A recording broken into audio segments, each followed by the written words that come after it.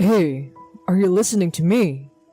We are talking about our daughter's career path for her senior year at high school. But my wife is just looking at her phone. I'm talking about something important to you. Shut up. If she wants to go to a college, then she has to pay for it herself. I don't have money to give to a stupid daughter who can't take care of her own grandmother. Huh? What in the world? I looked at my wife's phone and saw something outrageous on the screen. My wife Dorothy and I have been married for 18 years. Our only daughter Anna is a sophomore in high school. Thank you for the meal. Please go do the dishes. Okay.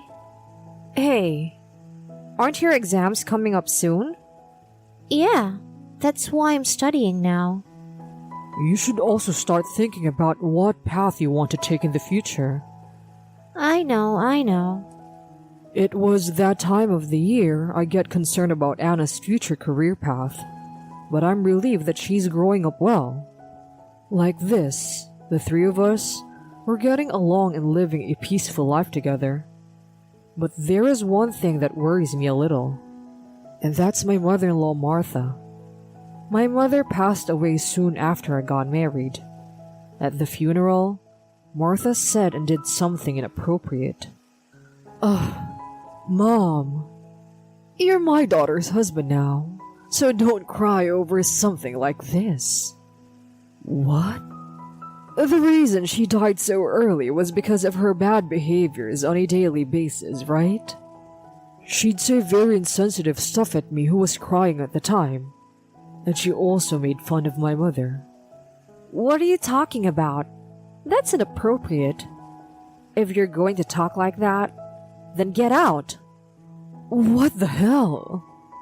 My wife Dorothy was furious with Martha, while I was too stunned to speak back. Since then, I haven't had any contact with Dorothy's side of the family and haven't seen my parents-in-law. Martha's attitude was horrible, but I feel like my anger faded over time. It's not like we have completely cut ties, and I wonder if it's okay for us to continue not interacting with them. They are grandparents to my daughter after all. That's what I think about sometimes. And then, I received the news that my father-in-law had passed away. Since he was my wife's father, we attended the funeral. Honey. Martha was in tears at the funeral. Martha, whom I hadn't seen in a long time, looked weaker and smaller. I guess she is grieving from the bottom of her heart over the loss of her loved one. A few days later, Dorothy was staying at my parents-in-law's house for the funeral and inheritance procedures. When she returned home after her short stay at her parents' house, she proposed to move in with Martha to me. My mother is the only one living in their house now, and she seems to be depressed. I see. I pictured Martha crying alone. With my father-in-law gone, she must be feeling very lonely. I was thinking that we could move in with her. Please? Yeah, okay. I agreed to live with Martha in the end. So, we moved into my parents-in-law's house. But once we started to live together, I look forward to living with you, Martha. You haven't done anything great as a husband until now, so you should work hard to make up for it. What? Now, go bring me some tea. Can't you see I'm being depressed here? You should be more considerate. She took out her frustrations on me. I decided to move in with Martha because I thought she was lonely. But what is with her attitude? And Dorothy and I both work, but she leaves all the house chores to me. Hey, is dinner ready yet? I just got home from work. You are such a bad husband. I'm really disappointed in you. Ugh. Why does she always complain about me so much? And now, my mother-in-law began to harass Anna.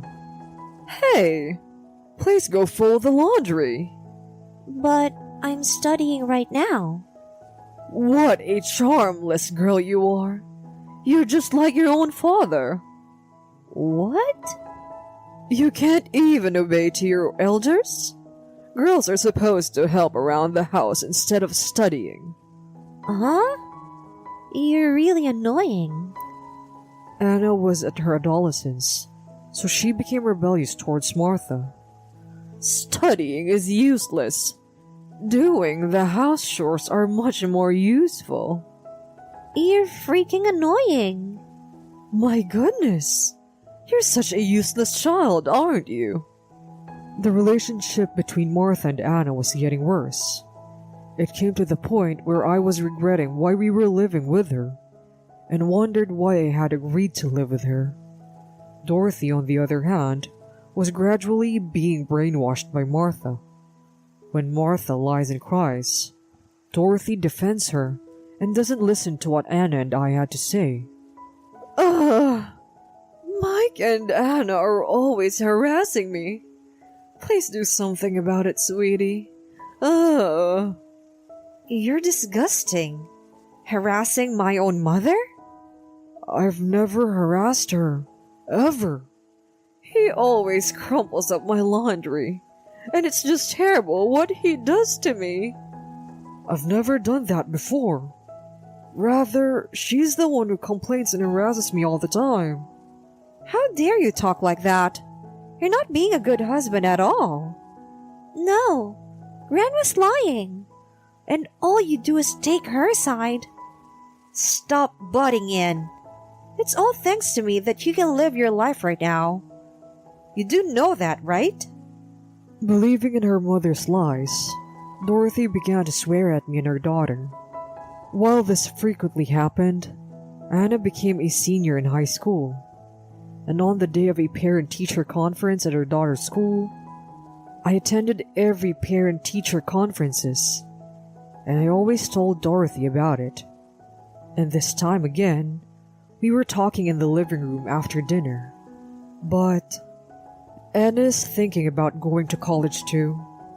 Yeah, I narrowed it down to a few places that have the department of my choice. Her teacher said that if this is the college that she wants to go to... Hey, are you even listening to me? Dorothy wasn't saying anything and was just looking at her phone. She didn't seem like she was listening to me, and she didn't even look interested, which was the same as how she was last year. Hey, I'm talking about something important to you. Shut up. If she wants to go to college, then she has to pay for it herself. I don't have money to give to a stupid daughter who can't even take care of her own grandmother. Huh? I rolled my eyes at Dorothy, who said this in an annoyed tone. What on earth is she even saying? Huh? What do you mean stupid? I don't have any money of my own. And you're being so responsible, Mom. You have some nerve to only depend on me when you need money. You have a thick skin just like your father. What kind of things did he teach you? Excuse me? When my daughter argued back to my wife, she got really angry. Then Martha interrupted and joined my wife to argue back. If the father is not good enough, then the daughter will not be good enough either. A daughter who doesn't know her place and gets cocky doesn't deserve to have anything paid for her. That's right. Why should I pay my money for a selfish, stupid daughter? How dare she say that Anna was selfish? We have been saving for our daughter's college fee, and it's not like we didn't have any money. I couldn't take it anymore that Dorothy and Martha would say something like that just because they didn't like us. If you're going to be this annoying about money, then fine. Let's get a divorce. I was so frustrated that I declared for a divorce. There is no way you can afford Anna's college fee on your own, you idiot. Dorothy scoffs at me as she says that. If you want a divorce, then fine. I don't want a useless husband who can't take care of his own wife's family. And I don't want a stupid daughter who was educated by such an idiot husband. The savings for the family that you and I had together will be used for my family, mainly my mother, so don't you dare count on it. Fine. Well, I hope that we live in a world where your arrogance is tolerated. Dorothy yells at me as she looks down on me, and I laugh back at her without flinching. Don't you worry about the money. Just follow me, Anna. I turned to my daughter and gently told her.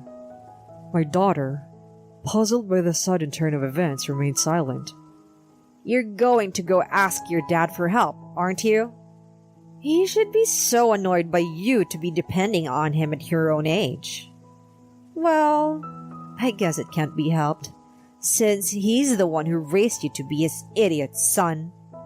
You get angry when people speak horribly of your own family, but you speak horribly of other people's families. You're so contradicting. My daughter seemed to realize something when she heard that. Let's go now, Anna. Yeah, I'll follow you, Dad. So Anna and I left my parents-in-law's house. For the time being, we decided to stay at my parents' house. A few days later, I asked my lawyer to proceed with the divorce. I sent a letter of content certified notice to Dorothy. A few days later, my wife came over to my parents' house. What are you doing here? I'm sorry. I sincerely apologize. I don't want a divorce. Please come home.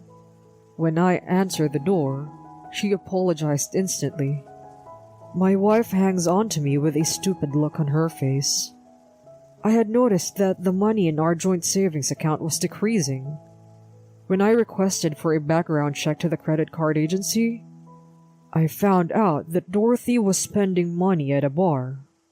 She was secretly preparing for divorce, and she happened to fall in love with the bartender there. I'm going to divorce my husband, so marry me. What? What are you even saying? I truly love you and I can make you happy. Oh, I'm not really looking for that. After I declared for a divorce, she proposed to the bartender that she had been crazy about. When the proposal was rejected, Dorothy was banned from the bar, but she kept on pursuing him. She was also blocked by the bartender. Still not ready to give up, she waited for him outside the bar and approached him. I'm serious. Please just listen to me. Hey, I'm going to work now. Please, I need to talk to you. I'm in a hurry. When she tries to talk to him directly, he coldly rejects her. After being seen multiple times by Dorothy's colleagues, she was shunned within her company. When her boss found out about her nightlife activities, she was called in for questioning. I heard that you've been stalking someone at a bar. I'm not too impressed with that kind of behavior. I'm serious about our relationship, and I'm thinking about marrying him. I really love him. I understand your feelings, but I'm not sure if they have the same intention as you. If I get to talk to him properly, then he will understand. Well, to begin with, I thought that you had a husband and a daughter. My husband and I are divorcing. Both my husband and my daughter are annoying and have the nerve to say things about going to college. The bartender is a much better man than my selfish husband and my daughter. What? Now wait a minute. Dorothy explained to her boss about the details of the events leading up to the divorce, and was astonished at Dorothy's shallow arguments. What the hell were you thinking? As a wife, you ought to consider your own husband's position. No, but my mother...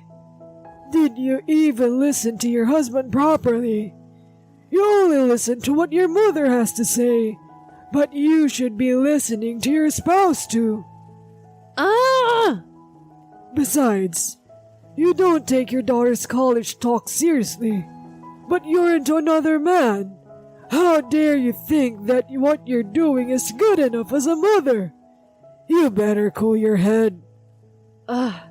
Yes, sir. Dorothy was shaken up when her boss confronted her with a stern tone. Then Dorothy was demoted and given a pay cut by her boss. I sent her a letter of content certified notice demanding a divorce in custody of Anna, and I demanded a division of property and the money she had spent at the bar for alimony. I'm really sorry. I was wrong. Let's start over. Even if we don't get divorced, you'd still have to pay for the money you spent behind my back, though. What? I lightly point out about money, and Dorothy is surprised. I knew that she just didn't want to pay. She doesn't genuinely want us to come back, does she? I sigh in disgust. You leave all the house chores, looking after Anna, and taking care of your own mother to me. I can never get back together with a scum like you, who decides the future of Anna and I just because you were my wife, and tries to live a happy life when you're only playing around with another man. Ugh! I refused to get back together with her once and for all. Then, my daughter showed up from the inside of the house. Anna, I'm really sorry. I'll be a good mother to you. So let's start over. When Dorothy noticed Anna, she clung on to her, but Anna glared at her coldly. Do you have any idea what I've been going through these past few months?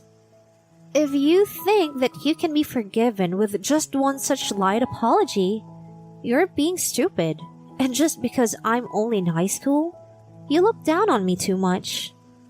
A mother who takes away her own daughter's future options, but spends money at bars and cheats on her husband, is just too creepy and gross for me. Dorothy couldn't hide her shock at Anna's complete rejection towards her. She slumped her shoulders and left. Afterwards, I heard that my wife became depressed. I can't stand middle-aged women who can't tell the difference between reality and fun.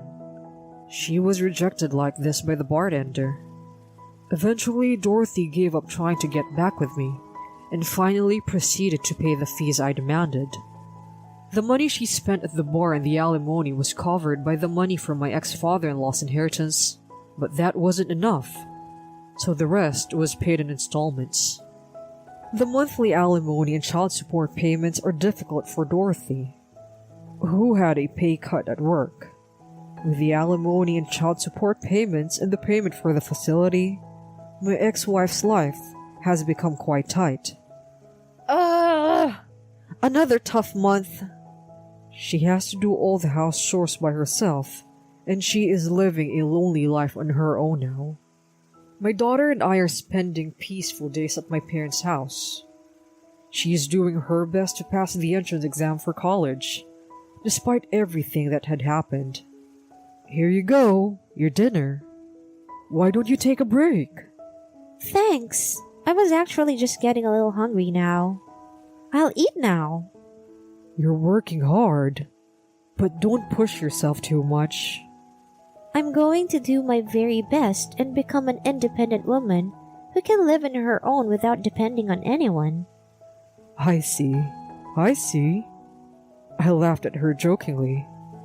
But if my daughter is working hard to follow the path that she has chosen, I'll do my best to support her. And I want her to be truly happy, more than anything